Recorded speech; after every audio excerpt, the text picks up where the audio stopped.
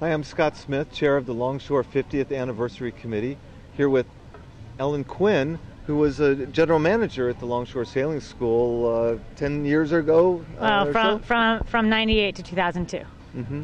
And I understand that you were never a student here or a Westport resident, but were brought in from Louisiana to serve as general manager. I learned to sail on Lake Pontchartrain, and I came here right out of college in 98 as the general manager, and I basically was the first year-round manager. We turned it into a year-round position after my first year, and so I did all the off-season stuff, including bringing students down to the Caribbean, and then the big feat was building the new building that we tore down the most recent other shack and built this one. So you represent a real change in the sailing school structure from sort of a seasonal enterprise to a year-round business. Exactly. Yeah, I helped. One of my first off-season assignments was to research health benefits for JK and myself and Brent, who was running the Greenwich School, and it was a real major transition for us. What had you heard of Longshore Sailing School before getting the job offer or applying for the position? Really nothing. I got certified through U.S. Sailing to be an instructor trainer, and my roommate at that course was Heidi McGee, who worked here, who learned to sail here, worked here, and was then now at that time working part-time. Mm-hmm. And so she came back and told JK, "You have to get this girl to come and interview." And so I came and interviewed, and JK told me all about the school and how it worked, and showed me the pyramid of 16-year-olds start here, and we work them up into different managerial positions, and offered me the job to be the. Think back to 1998. What was your first impression, first of Westport and then of Longshore? Well, I mean, Westport's just such a great coastal town. It's it's very different, obviously, than Louisiana, but a really great, really great town.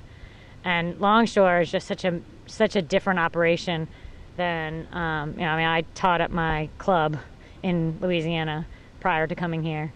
So, to have a fleet of 100 boats and a staff of 35, is pretty impressive. And during my tenure here, I got involved with U.S. Sailing and being one of the largest for-profit sailing schools in the country, we're well respected among the national scene. So I spoke at conferences and had carrying the Longshore reputation. Helped represent us and sharing our tricks of the trade and what we've done on the national stage. How would you answer the question of what's it like to be a for-profit enterprise at a public facility?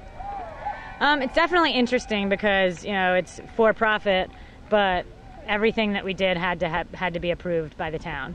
So if we thought the market could bear a 50% increase, we might get 3%, So for the entire time I was here, this was the cheapest thing for kids to do in town. Even for out-of-towners, it was cheaper for them to do this than to send them to tennis camp, which is crazy considering the training needed, the liability, the boats, everything. So, so it's tough, it's for-profit, meaning, we pay taxes, but in a sense, we definitely have had a lot of control over, the city had control over deciding how much we could charge. And one lasting contribution to the town is the establishment of what I'm hearing is the fourth headquarters of the Longshore Sailing School behind us. Impressive building, and it took a lot out of us. The year that it was supposed to be built over the winter, obviously, and then be completely done and ready, but it wasn't. Far from it. So that summer I was managing not only my staff of 35 and the 1,800 students, but also the subs. So the subs would come in and want to do the electrical work on a classroom, so I'd have to move a class to somewhere else. And it was a very trying year. The results are worthwhile and lasting. We made it. Well, thank you. You're welcome.